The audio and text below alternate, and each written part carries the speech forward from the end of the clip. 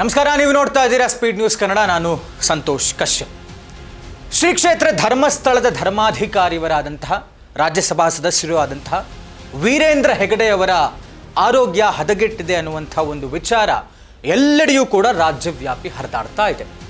ಯಾಕೆ ಅವರಿಗೆ ಆರೋಗ್ಯ ಏನಾಗಿದೆ, ಅನಾರೋಗ್ಯದ ಸಮಸ್ಯೆ ಏನಿದೆ, ಸೀರಿಯಸ್ ಇದೆಯಾ ಅಥವಾ ಅವರು ಚಿಕಿತ್ಸೆ ಪಡಿತಾ ಇದ್ದಾರೆ, ಚಿಕಿತ್ಸೆಗೆ ಸ್ಪಂದಿಸ್ತಾ ಇದ್ದಾರಾ, ಎಕ್ಸಾಕ್ಟ್ಲಿ ಏನಾಗಿದೆ, ಇದು ಯಾವ ವಿಚಾರವನ್ನು ಕೂಡ ಯಾವ ಹೆಲ್ತ್ ರಿಪೋರ್ಟ್ ಆಗಲಿ ಹೆಲ್ತ್ ಬುಲೆಟಿನ್ ಆಗಲಿ ಯಾವುದೂ ಬಿಡುಗಡೆ ಆಗಿಲ್ಲದೆ ಇರುವಂಥ ಕಾರಣಕ್ಕೆ ಒಂದಷ್ಟು ಅಭಿಮಾನಿಗಳು ಏನು ಹೇಳ್ತಾರೆ, ಈಗ ಧರ್ಮಸ್ಥಳದ ಶ್ರೀ ಕ್ಷೇತ್ರದ ಭಕ್ತರಿರಬಹುದು, ಅವರನ್ನು ಇಷ್ಟಪಡುವಂಥ ಜನ ಇರಬಹುದು, ಅವರ ಹಿತೈಷಿಗಳಿರಬಹುದು, ಎಲ್ರಿಗೂ ಕೂಡ ಒಂದರ್ಥದಲ್ಲಿ ಕಳವಳಕ್ಕೆ ಒಳಗಾಗ್ತಾ ಇದ್ದಾರೆ.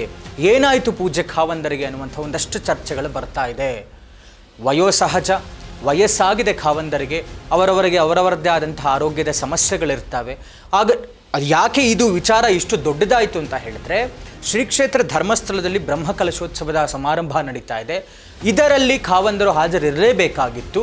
ಆದರೆ ಪೂರ್ವ ನಿಗದಿತ ಕಾರ್ಯಕ್ರಮಗಳೇನಿರ್ತವೆ, ಈಗ ಖಾವಂದರದ್ದು ಒಂದು ಟೈಮ್ ಟೇಬಲ್ ರೆಡಿ ಆಗುತ್ತೆ, ಅದೆಲ್ಲವೂ ಕೂಡ ಕ್ಷೇತ್ರದ ಕಡೆಯಿಂದ ಬಿಡುಗಡೆ ಆಗುತ್ತೆ. ಅಲ್ಲಿಂದ ಒಂದು ಹೇಳಿಕೆ ಬರುತ್ತೆ, ಪೂಜ್ಯ ಖಾವಂದರು ಇಂಥ ದಿವಸದಿಂದ ಇಂಥ ದಿವಸದವರೆಗೂ ಇರೋದಿಲ್ಲ ಅನ್ನುವಂಥ ಒಂದು ಪ್ರಕಟಣೆಯನ್ನು ಬಿಡುಗಡೆ ಮಾಡ್ತಾರೆ.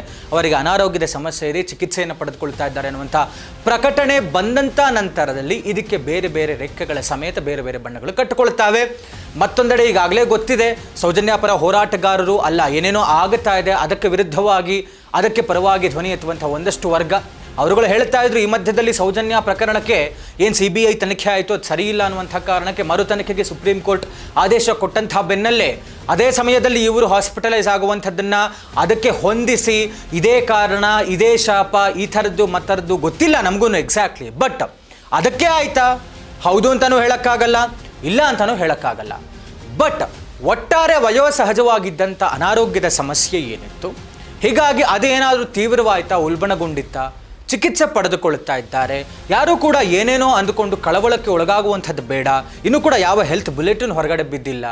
ಎಲ್ಲವೂ ಕೂಡ ಗೊತ್ತಾಗಲೇಬೇಕಾಗಿದೆ ಮಾಧ್ಯಮಗಳ ಮುಖೇನ. ಆದರೆ ಅದಕ್ಕೆ ಬೇರೇನೋ ಬಣ್ಣ ಕಟ್ಟಿ ಏನೇನೋ ಬಯಸುವಂಥ ಅವಶ್ಯಕತೆಯೂ ಇಲ್ಲ ಅಂತ ನಾವು ಪರಿಭಾವಿಸ್ತೀವಿ. ಒಟ್ಟಾರೆಯಲ್ಲಿ ಏನೋ ಆಗಿಬಿಡುತ್ತೆ, ಯಾರಿಂದನೋ ಏನೋ ಆಗುತ್ತೆ ಅನ್ನುವಂಥ ಅಪನಂಬಿಕೆ ನಂಬಿಕೆಗಳೂ ಬೇಡ. ಆದರೆ ಶೀಘ್ರವಾಗಿ ಅವರು ಗುಣಮುಖರಾಗಿ ಬರಲಿ ಅನ್ನುವಂಥದ್ದು ಎಲ್ಲ ಶ್ರೀ ಕ್ಷೇತ್ರದ ಭಕ್ತರ ಪರವಾದಂಥ ರೀತಿಯಲ್ಲೇ ನಮ್ಮದು ಕೂಡ ಪ್ರಾರ್ಥನೆ.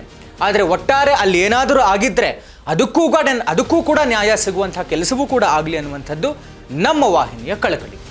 ಇಷ್ಟ ಆಗಿದ್ರೆ ಕಮೆಂಟ್ ಮಾಡಿ, ಸ್ಪೀಡ್ ನ್ಯೂಸ್ ಕನ್ನಡ ಚಾನಲನ್ನು ಲೈಕ್ ಮಾಡಿ, ಸಬ್ಸ್ಕ್ರೈಬ್ ಮಾಡಿ. ಇದಾಗಿತ್ತು ಇವತ್ತಿನ ವಿಶೇಷ. ನೋಡ್ತಾ ಇರಿ ಸ್ಪೀಡ್ ನ್ಯೂಸ್ ಕನ್ನಡ, ಸುದ್ದಿ ನಿಮ್ಮದು, ವೇಗ ನಮ್ಮದು.